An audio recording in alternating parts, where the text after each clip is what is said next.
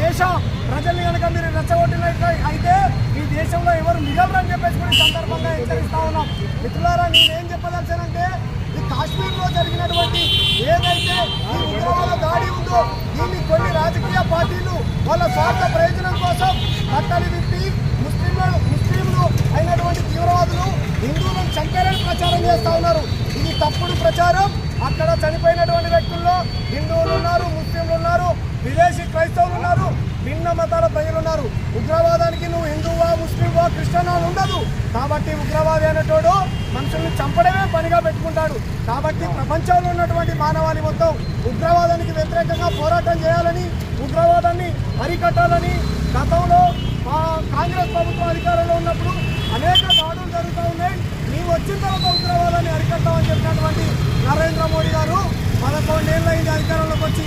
నరేంద్ర మోడీ గారు అధికారంలోకి వచ్చినాక పుల్వామాలో 43 మంది భారత జవాన్లు చనిపోయారు.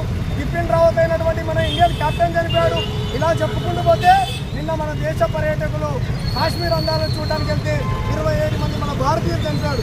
కాబట్టి దీనికి పూర్తి నైతిక బాధ్యత నరేంద్ర మోడీ వహించి ఉగ్రవాదాన్ని అరికట్టే విధంగా మన చేరుపక్షాన రానున్నటువంటి రోజుల్లో ప్రధానికి భారతీయ ప్రజలు తగిన బుద్ధి చెప్తారని ఈ సందర్భంగా నరేంద్ర మోడీ గారు హెచ్చరిస్తూ చనిపోయినటువంటి కుటుంబాలని నరేంద్ర మోడీ ప్రభుత్వం ఆదుకోవాలని, వాళ్ళ కుటుంబాలని కేంద్ర రాష్ట్ర ప్రభుత్వాలు నాయకులు పరామర్శించాలని సందర్భంగా తెలియజేస్తూ ఈ కార్యక్రమంలో పాల్గొన్నటువంటి మహిళలకు, మా పార్టీ సభ్యులకు, క్రైస్తవ సంఘాలు కోరుకుంటున్నాం.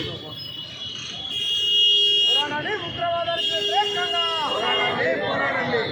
ఉగ్రవాదానికి వ్యతిరేకంగా నశించాలి ప్రపంచ ఉగ్రవాదం.